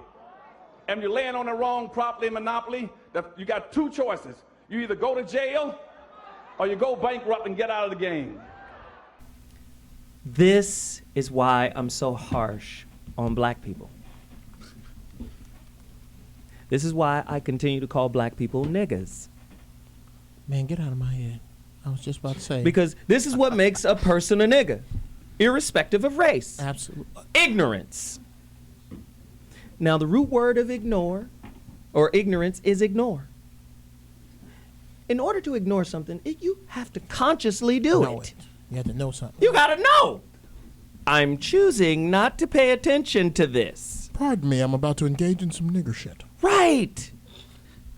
I'm saying for black folk, because the Jews have showed us, the Asians, China has showed us, the Koreans have showed us. Why is it the Koreans know to open up a nail shop and a weave shop and a fish market and a beauty salon? Why is every beauty salon owned by Koreans? Oh, stupid nigga gonna buy this here. Yeah, a bunch of that shit. But do you understand what I'm saying? How did they get the dossier on our community? Right? How did they get the dossier? Is there a dossier floating around the globe saying, this is how you make money off of black people in America? Listen, if money was power, black people wouldn't have $1 trillion of it to spend every year. Oh, shit. Say that again. Money isn't power. Repeat that shit. Back to the... But do you understand there's a difference between money and power? The people who control the game have the power. What the brother Claude Anderson was simply saying was, we better play the game before there is no game left to play. They're getting ready to change the game. This is what I tell people. People get mad at me all the time. Yeah, you going in on Christianity. You going in on Christianity. Well, just like the dollar is the default currency in the world, Christianity is the default religion in America. Do you understand what I'm saying? I got to break the psychological chains of that God to get you to understand the money God. Does any of that make any sense? Yeah. Speak on it, Jeff.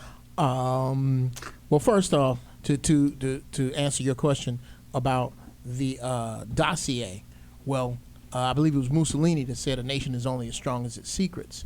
And black people don't have any because we put all of our secrets and shortcomings to dance music.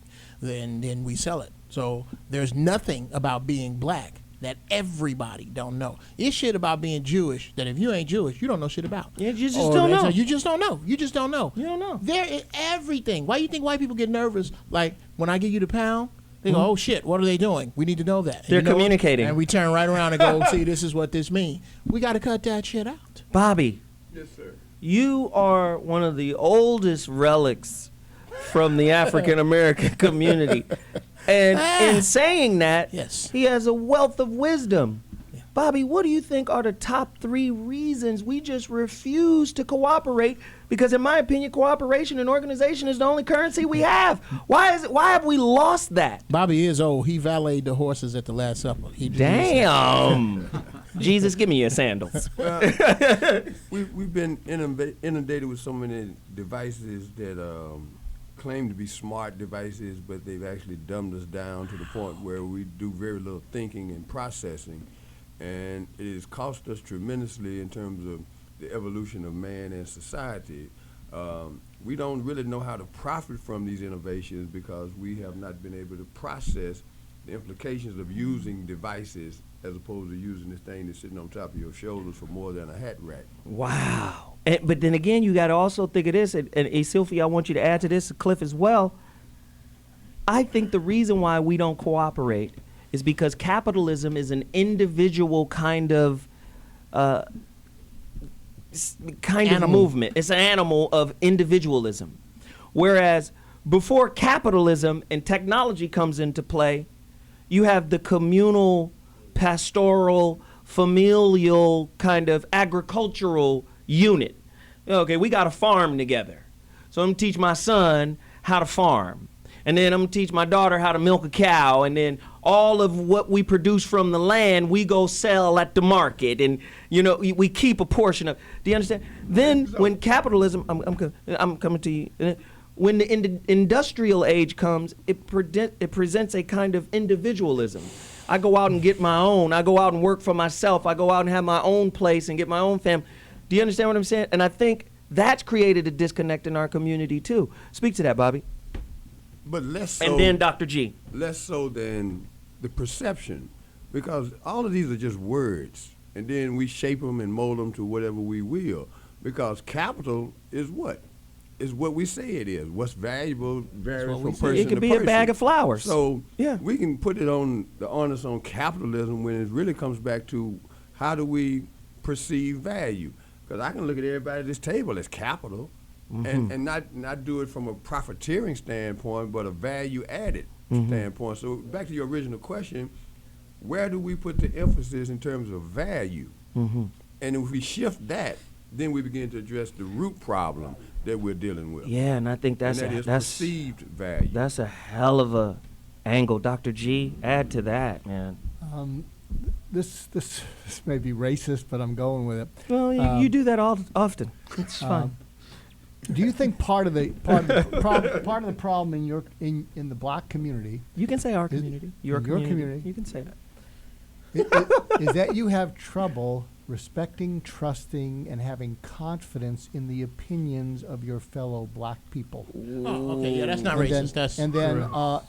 And do you think part of that is this feeling? Because if I were to ask some of the black people I know, why is that? A number of them would say, because I'm always feeling like they're hustling me. Can I answer that? So is any of that true? Let me tell you why. Let me tell you why. Anybody who disagrees, call me right now. 855-878-4652. We can't trust another subordinate. You've always been massa since we've been here. So we come to you.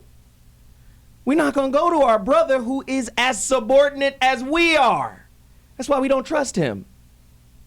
It's fucked up. But can we be real? So what would be a solution in your community that would gain the respect, trust, and confidence of your fellow brothers and sisters so they give it a shot? Listen, a human being is like a computer, right? A human being is like a computer. If you condition/program him to think a certain way, then what you're asking him to do, if it's not programmed into the new him, he can no longer access that resource. Let me go ahead, Jeff. There's going to have to be an entire collapse of civilization before black people are going to have to be hunted by everybody else before they come together. As I've said before, until Puffy and a homeless brother are being chased by the same white dude at the same time, black people have too many personal dividers. As soon as I get some money, I'm leaving the hood. That nigga driving the old Escalade. Them the old Jordans. That's the old. We have too many social dividers. Until those disappear and it's shoot niggas on sight, until then. But wait a minute. It goes back to the programming, Jeff. You can't even get to Jordans don't mean nothing until you understand why it meant something in the first place. And the only way you're going to get that reset is when everything collapses and niggas going to have to depend on What each do you other. think Obama needs to do different so that he gets the respect, Step trust, down. and confidence? Well, he ain't gonna be able to do nothing. He ain't gonna be able to do nothing Step because down. he's a part of it. Shit, he's on the- related to Cheney. He on the front He's seat of the related to roller Bush. He couldn't get in the boys' club unless he was a part of the movement ideologically. Thank you. Yeah, listen, we got to take this break, but we gonna come back. Oh my goodness. Crazy! I think everybody thought the wait is over. I'm a man, you a male. It's different here, can't you tell? I spit it how I live it. Just call me the alpha man. Yo, what's up, everybody out there? This is Crazy Bone. I am the bum Keith G. And right now you watching TRadiov.com. TV and radio. Yes. Radio and TV. Oh, yeah. See? Yeah. I'm Laura Samoza. I'm Sterling Gardner. And we are Between the Sheets every Monday here, 3 p.m., TRadiov.com. T-Radio-V. That's right, it's T-Radio-V, Radio in TV.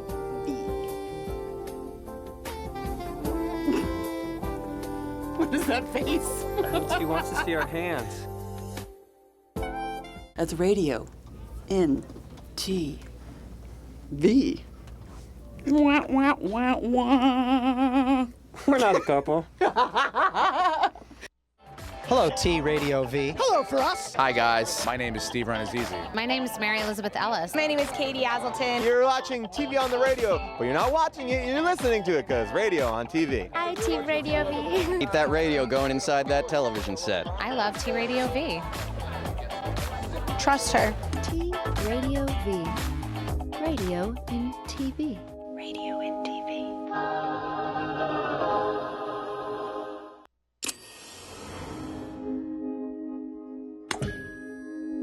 T-Radio-V. Radio in TV. Radio in TV.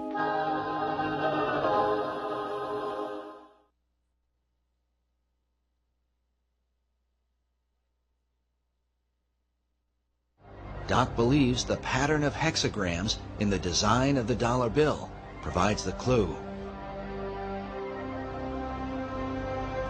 If we take a look at the 13 stars directly above the head of the eagle and connect the dots, you will see where the very first hexagram is located.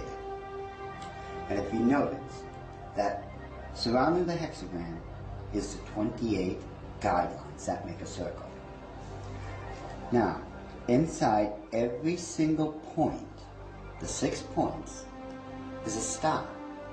There are 6 of them. They surround now the 7 stars. Remember, 6 is the number of man, 7 is the number of God. Now, it is man that is surrounding God or is placed above God.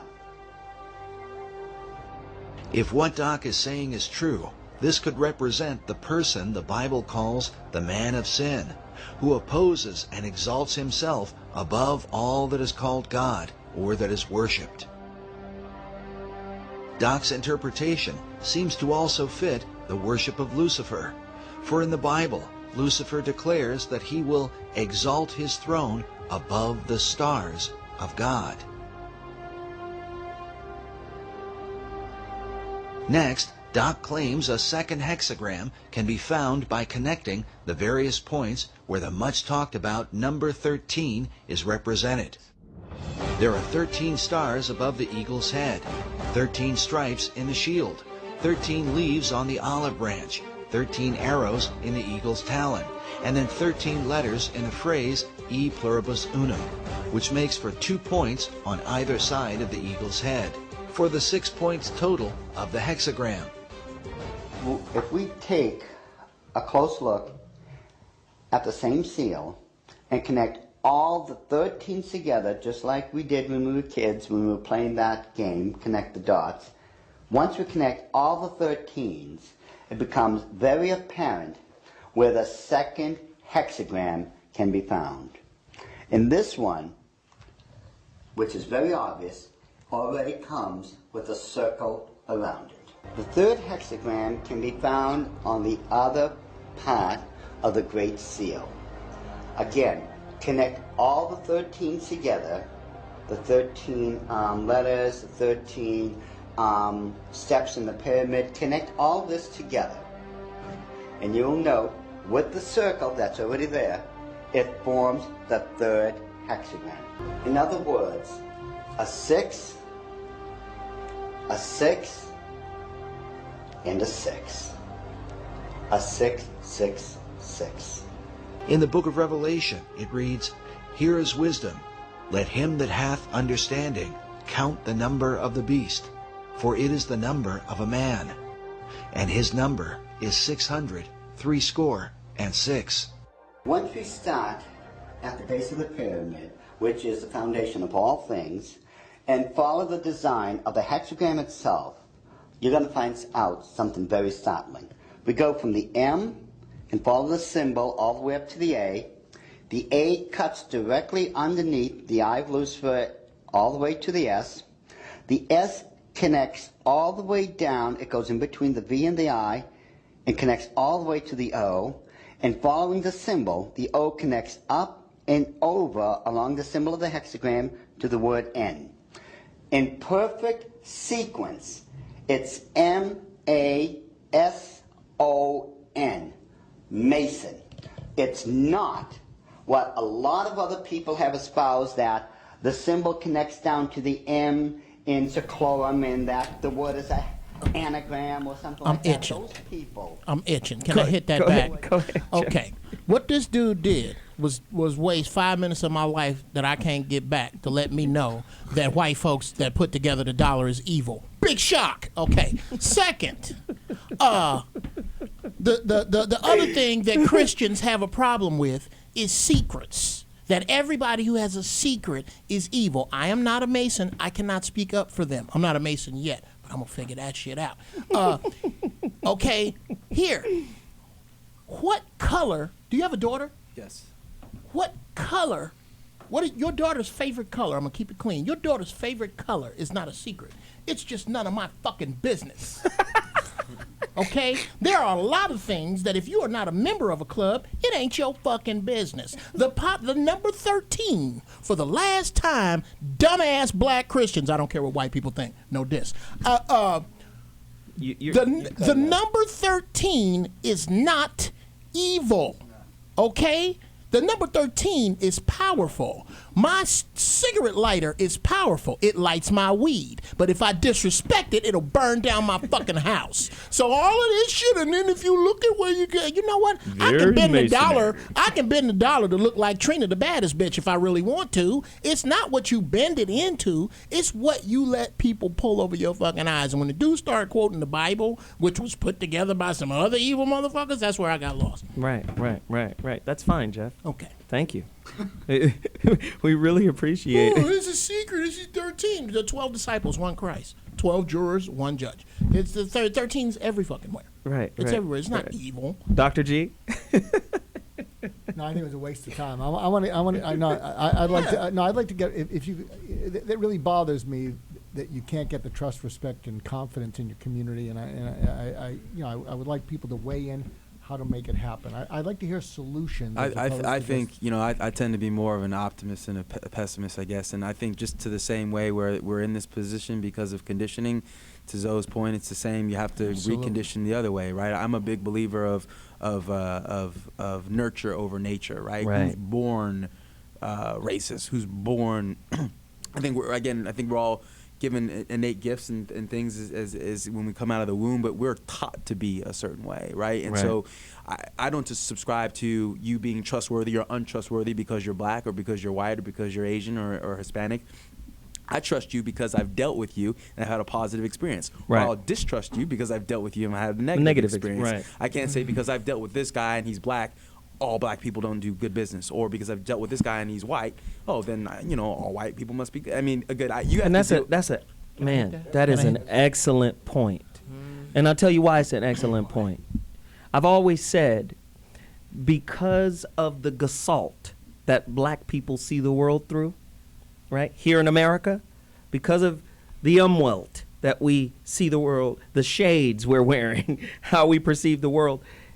that it prevents us from even being human with each other. He just said something very, very powerful. I like you because I had a positive experience with you, right? And that's why I kick it with you. Or I don't like you because I've had a negative experience with you. Well, guess what? To have positive and negative experiences with one another is part and parcel of being human. It's par for the course. We can't even hurt each other and then heal from it and get over it and still be cool with each other because of the umwelt we see the world through. Does that make sense? But I'm curious. I just want to say, how much time are we going to take to heal? That's the issue I have with black First people. off, Like, God, no, dog, but that's not just it's black people, already that's been people. 400 plus years, but I'm just saying, black people, at what point do you just get on your own damn horse and kick up your own saddles? I'm tired of hearing it. But I I'm going to go back to Bobby and then Doc. But let me ask Doc this one quick question. Do all Jews like each other? No, hell no. But y'all stay connected. Yeah, you can't fuck with one Jew. You can't fuck with one You Jew. fuck with them all. They stay connected. They don't even like each other, but they stay connected. Okay, no, but part of what you've been saying over the months, and it's true, it's that they didn't have their identity smashed. So when they came here, they had an identity to go back to, but to Cliff's point, because so we came from that and our identity was smashed, but are we going to keep using it as an excuse? Okay. Just like the Jews used the Holocaust, let's just keep that in mind. The Jews used the Holocaust. Your trauma is your calling card. I got a question for But yes, sir. The Jews used their calling card, right, as an empowering calling card. Black people use our trauma as a disempowering calling card. Whoa. Speak to that. Okay. And this is kind of bring what y'all was in, because I vehemently, good shit. I love you, but I vehemently disagree with you. Vehemently? Vehemently. Do you actively not, as a people, do Jews actively not teach young Jewish children about the Holocaust? Yes. No. So they don't? They actively don't? They say You mean nothing. they don't? No. They say nothing. They actually teach. Do they tell young Jewish children to get over it? No. Do they tell them that if they are underachievers that they are resting on the Holocaust? They don't do that, right? Right. You're disrespecting the Holocaust because you're their history. No, one of the big fears, rightly or wrongly, is that in the next 5 or 10 years, all the people who survived the Holocaust will be dead. Will be dead. And Right. so the idea, the fear is amongst the older people is it'll be lost, and this was a significant part of our history, and what will happen then, and also, people are marrying multiculturally, and what will happen. But So there's a big fundamental real difference, though, you got to recognize, too, is that you have to think, okay, before the Holocaust, there were Jewish people in positions of prominence and wealth. Before slavery, I mean, again, if you take people in Africa, it's like they were wealthy in their own right, but that was having cattle and villages, and the sense of wealth wasn't monetary. No. Timbuktu. Nubia. Egypt. But it's different. Fundamentally, you figure there was a case in point. There was a rough spot in time, if you will, not to trivialize it, with the Holocaust. But for a longer period of time, the Jews have as a cultural enjoyed more prominence than the Africans did. Right, in Western culture. Bobby, I wanted you to get that point. Get it, man. Come on, Bobby, get it. You're fighting me on it. Get it. It's not a 30-second thing, man. Controlling the narrative takes a lifetime. There we go. You can't do it in a bite like that, because we keep biting and nibbling, but we never get that mouthful of it. Yeah. Now you see, you just did it. Hey, we got to take a quick break. When we come back, more. Man, this is a heavy topic. It's heat. The dog's front page headlines. The ones need a nigga senseless get a pension, but the homie can't get out of jail cause what he mentioned. In Texas they still lynching. Hi, I'm Sheriff John Bonnell. You're watching T Radio. Radio and TV? What? That was perfect. Why are you asking me to do this after 12 drinks? This is Quick Fix Radio. Quick Fix Radio. Yeah. Check it out, y'all. We back in the building. What's going on? Yes, sir. What it do? We got some super special guests up in the place, In man. the building, we got all 5 live in the building. Bone Thugs in the building. All Everybody. five. We up in here Tonight, y'all. What's going on? Hey man, I had to come see what this TV radio what this all about. You know what I'm saying? Hey. We got Game on the line. Game, what's going down, baby? What up? What up, Craig? What's going on? Oh man, we got EPO Double G. Who is this on the phone with us? Yo, what up, man? It's Akon. Akon in the building. Who is this on the line? Be real. We got Be Real. Be Rizzy. Who is we got on the line? This Ty Dolla $ign right here. What up, Ty Dolla $ign in the building. Thanks to all the fans for stopping by. The Quick Fix with Crazy Bone, right here on T Radio V. Hey, my fellow thoughters out there. I'm Charles Shaughnessy. Check out my new show, Here's a Thought, with Charles Shaughnessy, August the 7th, 3 p.m. PST, right here on T Radio V. Now, you know I have a lot to say, but I want to hear what you have to say. So tune in, grab your phones, call me, tweet me, email me in the studio, and let's get this conversation going. Here's a Thought, starting August the 7th, 3 p.m. PST, right here on T Radio V. That's radio in TV.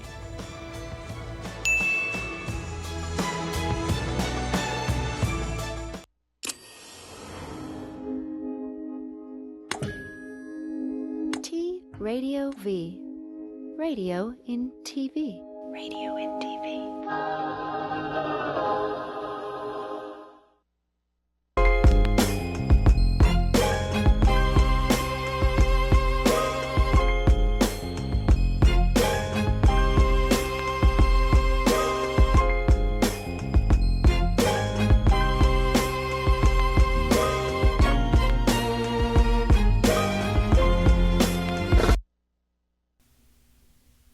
First final thought of 2015. And again,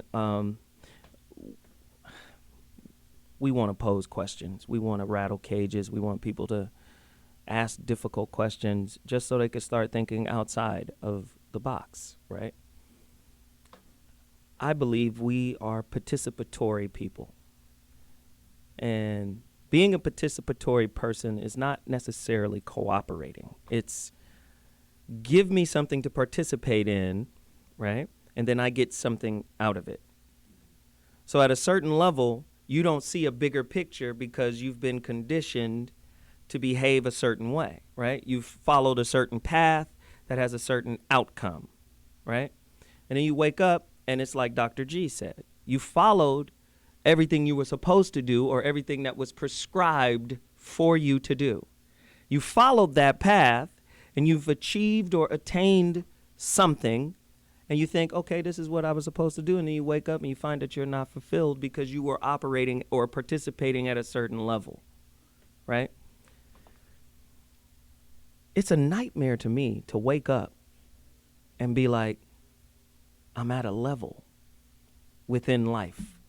I'm on a plateau of life. I don't have the freedom to do what I want to do, really. Right? It's all within parameters, right? You get the Black's Law Dictionary, 4th edition, you look up the word freedom. It means unconditional freedom, free to do whatever you want to do. You can't be free while at the same time in debt. If your money is based on debt, then how can you be free? It's oxymoronic, yes? Yes? Right? So with that said, I struggle with it because I'm like, I'm free as long as I do what I'm told. To me, money is the new slavery. Slavery to me has never ended. Somebody said money can never be destroyed. It can only change hands. Money is like the first law of thermodynamics. Energy can never be destroyed. It can only transform. Same with money. The money lenders, the money masters, they are the ones who orchestrate booms and crashes. And whenever there's a boom and a crash, somebody's benefiting from it because they're playing at a level. This is why I tell the Christian folk, I say, you playing a game you don't even know the rules to. Most people who go to work are playing a game they don't even know the rules to. I'm not trying to say don't work. I'm not trying to say don't take care of your kids. Look how everything is interlocking. Money is debt. What is the best way to get you into debt? Family, marriage, mortgage, car payments, insurance, education. That locks you in. When you got that kind of responsibility and it's tied to love, your ass gonna go to work. Work and the word worship come from the same word. You worship the 1%. The thing that you have that's worth the most is your time. You use your time through work to get a biosurvival ticket. Now, at the end of the day, you participating on a certain level, not knowing that the rest of the world is colluding to turn in those biosurvival tickets because we don't like your government. We don't like your currency no more. It's not worth what it used to be. It's not backed by gold. Repatriation. You don't know anything about this going on. And you were the one who followed the path, who did everything that was right. You got the nest egg that turns out to be worth nothing later. Because the people you confided in and believed in and trusted in, right? Just like religion.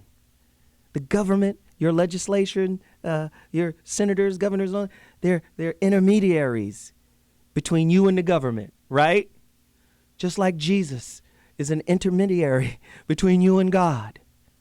In God we trust him, the image of white folk. God is white. The image of money. Money's God is white.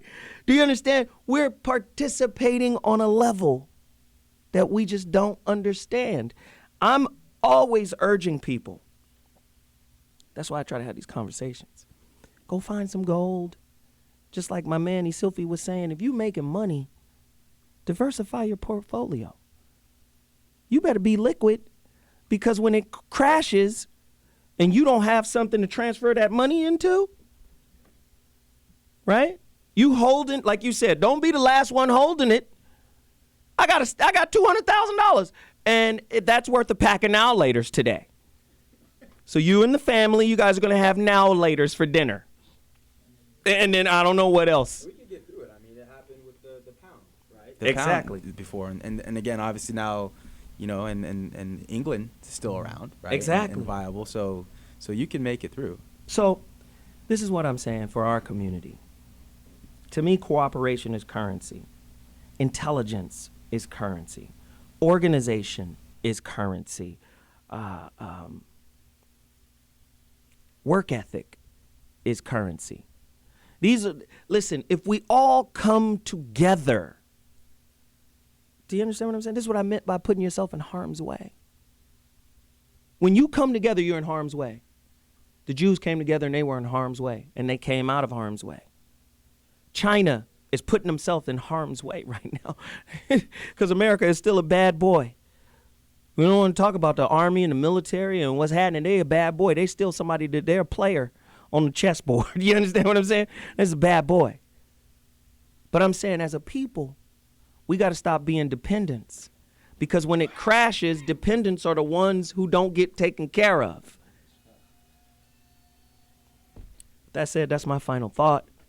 I'm going to go around the table and just ask everybody for where they can find you. Isilfi, again, they need to connect with you, man. So website? Taylor Insurance and Financial Services, based here in Pasadena, California.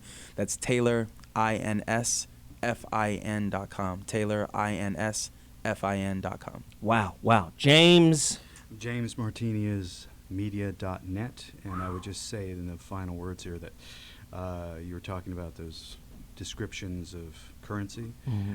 I can tell you that integrity will be a currency. Integrity. And there's right now I am involved in opening of 2 banks, one in Colorado and obviously one in Utah, where people are already off the dollar.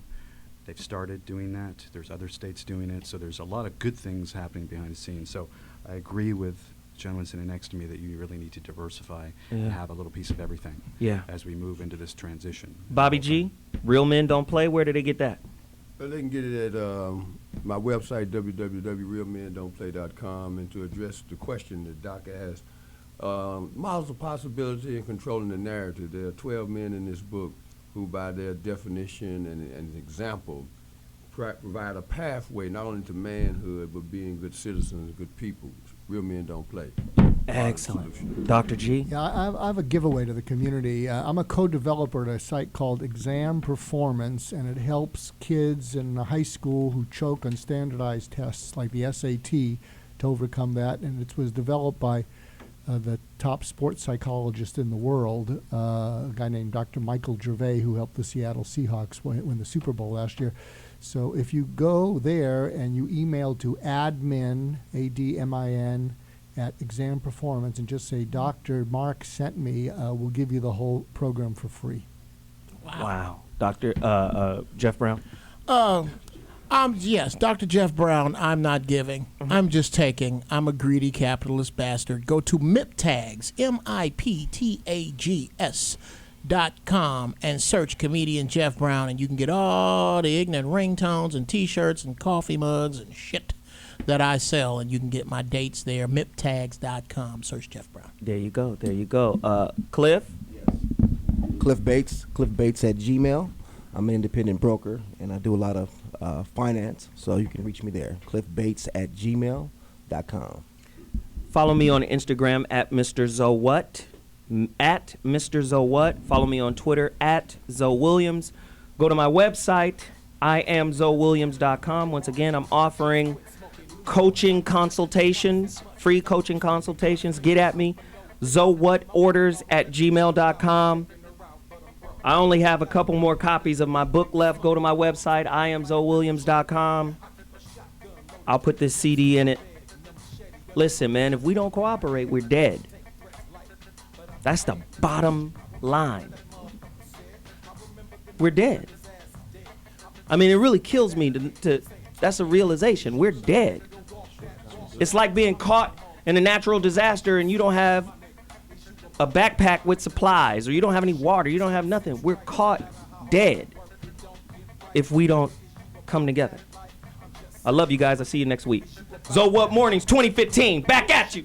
Oh! No matter how hard you work, it don't get right. My nigga, is you about that life? I doubt that. Hope and pain. Nigga, don't it seem strange? Ain't a damn thing changed, but the hope remain. Even though you voted for it in the last 2 campaigns, niggas use dope to relieve the pain. Motherfuckers want you to pay, but take away your license to drive into work. You can't even go fish and all this because of some lying ass bitch. We like sheep asking the wolf for justice. Fuck this, I'ma keep talking shit till they learn who they fucking with. I'm the mayor of Black Wall Street in this bitch. Don't do business with them devils cause they counterfeit. We need peace between the Bloods and Crips. You are watching T Radio V, Radio and TV.